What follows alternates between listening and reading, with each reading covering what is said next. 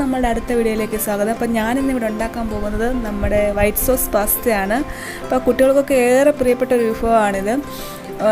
കുട്ടികൾക്ക് മാത്രമല്ല മുതിർന്നവർക്കും ഇഷ്ടപ്പെടുന്ന ഒരു വിഭവമാണ്. നമ്മുടെ വീട്ടിലുള്ള ഇൻഗ്രീഡിയൻ്റ് കൊണ്ട് തന്നെ നമുക്ക് വളരെ പെട്ടെന്ന് തന്നെ ഉണ്ടാക്കിയെടുക്കാൻ പറ്റുന്ന ഒരു വിഭവമാണിത്. അപ്പോൾ നമുക്ക് നോക്കാം എന്തൊക്കെയാണ് ഇതിന് വേണ്ടതെന്ന്. ഞാൻ ആദ്യം തന്നെ പാസ്ത വേവിച്ചെടുക്കാൻ വേണ്ടി ഉള്ള ആവശ്യത്തിനുള്ള വെള്ളം ഒരു പാത്രത്തിൽ വെച്ച് ചൂടാക്കുകയാണ്. അപ്പോൾ ഇതിലേക്ക് 2 സ്പൂൺ ഓയിലും ഒരു ആവശ്യത്തിന് നമ്മൾ ഉപ്പും ഇട്ട് ഒരു ചെറിയ തിള വരുന്ന വരെ ഒന്ന് വെയിറ്റ് ചെയ്യുക.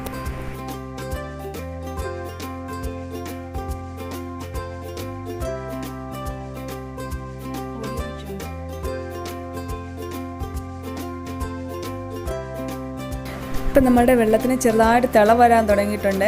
അപ്പം ഞാനിതിലേക്ക് പാസ്ത ആഡ് ചെയ്യുകയാണ്. 1 കപ്പ് പാസ്തയാണ് ഞാൻ എടുത്തിരിക്കുന്നത്. ഇതിട്ടതിന് ശേഷം ഒന്ന് നന്നായിട്ടൊന്ന് ഇളക്കി കൊടുക്കുക. എന്നിട്ട് ഒരു 2 മിനിറ്റ് നേരം ഒന്ന് അടച്ച് വെച്ച് വേവിക്കുക. അപ്പം നമുക്ക് നോക്കാം ഇത് വെന്തിട്ടുണ്ടോ എന്ന്. ദാണ്ട് ഇത് നന്നായിട്ട് വെന്ത് കിട്ടിയിട്ടുണ്ട്. ഇനി നമ്മളിതൊരു അരിപ്പയിലേക്ക് ഒഴിച്ച് അരിച്ച് ആറാൻ വേണ്ടി മാറ്റി വെക്കാം. ഇനി ഞാൻ അരിഞ്ഞു വെച്ചിരിക്കുന്ന വെജിറ്റബിൾസൊക്കെ ഒന്ന് റെഡിയാക്കി എടുക്കാൻ പോവുകയാണ്. അതിനായിട്ടൊരു കടായിലേക്ക് 2 സ്പൂൺ ഓയിൽ ഒഴിച്ചു കൊടുക്കുകയാണ്. ഇനി അതിലേക്ക് അരിഞ്ഞു വെച്ചിരിക്കുന്ന സവാള ചേർത്ത് നന്നായിട്ടൊന്ന് വഴറ്റിയെടുക്കുക. നമ്മൾ സവാള ഒന്ന് വഴന്നു വന്നിട്ടുണ്ട്. ഇനി ഞാൻ ഇതിലേക്ക് അരിഞ്ഞു വെച്ചിരിക്കുന്ന പച്ചമുളക് ചേർത്ത് കൊടുക്കുകയാണ്. 2 പച്ചമുളകാണ് ഞാൻ എടുത്തിരിക്കുന്നത്. ഇത് ചേർക്കണമെന്ന് യാതൊരു നിർബന്ധമില്ല. എരി വേണമെന്ന് ആവശ്യമുള്ളവർ മാത്രം ചേർത്താൽ മതി. ഒട്ടും എരി വേണ്ടാത്തവർ ഇത് സ്കിപ്പ് ചെയ്യാവുന്നതാണ്. ഇനി ഞാൻ ഇതിലേക്ക് ഓരോ വെജിറ്റബിൾസായിട്ട് ആഡ് ചെയ്യുകയാണ്. ആദ്യം തന്നെ ഞാൻ ക്യാരറ്റാണ് ആഡ് ചെയ്തിരിക്കുന്നത്, അരിഞ്ഞ് വെച്ചിരിക്കുന്നത്. അതിനുശേഷം ഞാൻ ക്യാപ്സിക്കമാണ് ആഡ് ചെയ്യുന്നത്. നമുക്ക് വെജിറ്റബിൾസ് ഇതിലെല്ലാം ചേർക്കണമെന്ന് നിർബന്ധമില്ല. ആവശ്യമുള്ള വെജിറ്റബിൾസ് മാത്രം നമ്മൾ ചേർത്താൽ മതി.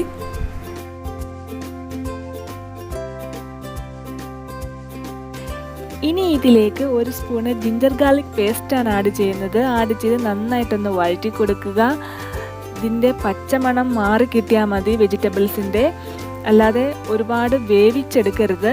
ഇനി നമുക്ക് ആവശ്യത്തിനുള്ള ഉപ്പ് കൂടെ ആഡ് ചെയ്ത് കൊടുക്കുക. ആഡ് ചെയ്ത് നന്നായിട്ടൊന്ന് വഴറ്റി കൊടുക്കുക.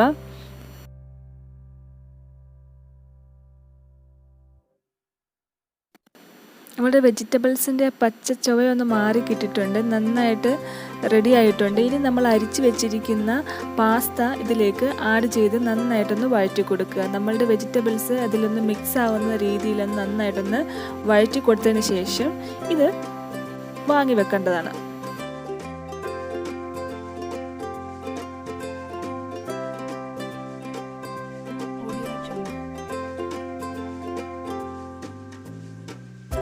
ഇനി നമ്മൾ വൈറ്റ് സോസ് ഉണ്ടാക്കാനാണ് പോകുന്നത്. അതിനായിട്ടൊരു പാൻ അടുപ്പത്ത് വെച്ച് ചൂടാക്കിയതിന് ശേഷം അതിലേക്ക് 2 സ്പൂൺ നെയ്യ് ഒഴിച്ചു കൊടുക്കുക. നെയ്യ് അല്ലെങ്കിൽ ബട്ടർ ആയാലും ചേർക്കാം. ഇതൊന്ന് മെൽറ്റ് ആയതിനു ശേഷം അതിലേക്ക് 2 സ്പൂൺ മൈദാ മാവ് ചേർത്ത് നന്നായിട്ടൊന്ന് മിക്സ് ആക്കുക.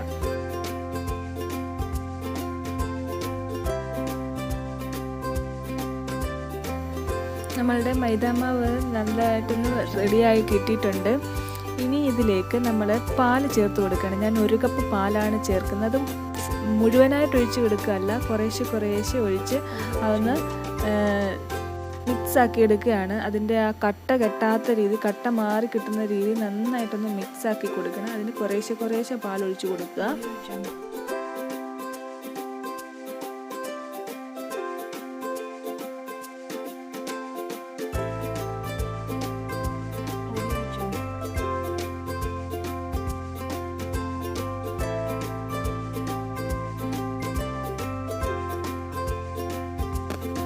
ഞാൻ ഇതിലേക്ക് മുഴുവൻ പാലും ഒഴിച്ചു കഴിഞ്ഞു. അത് കുറുകിയിട്ടുണ്ട്. ഇനി ഇതിലേക്ക് ഞാൻ 1/4 കപ്പ് വെള്ളം കൂടെ ചേർത്ത് കൊടുക്കുന്നുണ്ട്. അപ്പം നന്നായിട്ടൊന്ന് കുറുകണം. നന്നായിട്ട് കുറുകല്ല, ഒരു ചെറുതായിട്ടൊന്ന് കുറുകാൻ തുടങ്ങുമ്പോൾ അതിലേക്ക് 1 സ്പൂണ് കുരുമുളക് പൊടി കൂടെ ചേർക്കുക. ഇത് നല്ലോണം തിളയായിട്ടുണ്ട്. ഇനി ഇതിലേക്ക് നമ്മൾ റെഡിയാക്കി വെച്ചിരിക്കുന്ന പാസ്തയും കൂടെ ചേർത്ത് നന്നായിട്ടൊന്ന് മിക്സ് ആക്കുക.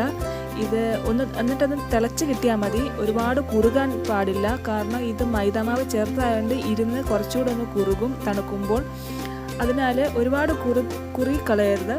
ഇനി ഉപ്പ് വേണമെന്ന് നോക്കിയിട്ട് ഉപ്പ് ആവശ്യമുണ്ടെങ്കിൽ അതിലേക്ക് കുറച്ച് ഉപ്പ് കൂടെ ചേർക്കുക. എനിക്ക് ഇച്ചിരി ഉപ്പ് കുറവായതുകൊണ്ട് ഞാൻ ശകലം ഉപ്പ് ചേർക്കുന്നുണ്ട്. അങ്ങനെ നമ്മുടെ വൈറ്റ് സോസ് പാസ്ത ഇവിടെ റെഡി ആയിട്ടുണ്ട്. ഇതിനി വാങ്ങി വെച്ച് ചൂടോടുകൂടി തന്നെ കഴിക്കാവുന്നതാണ്. അപ്പോൾ എല്ലാവരും ഇതൊന്ന് ട്രൈ ചെയ്ത് നോക്കുക. വളരെ ടേസ്റ്റി ആയിട്ടുള്ളൊരു വിഭവമാണ്. ഇന്നത്തെ ഡിഷ് എല്ലാവർക്കും ഇഷ്ടപ്പെട്ടിട്ടുണ്ടെങ്കിൽ ഉറപ്പായിട്ട് ലൈക്ക് ചെയ്യണം.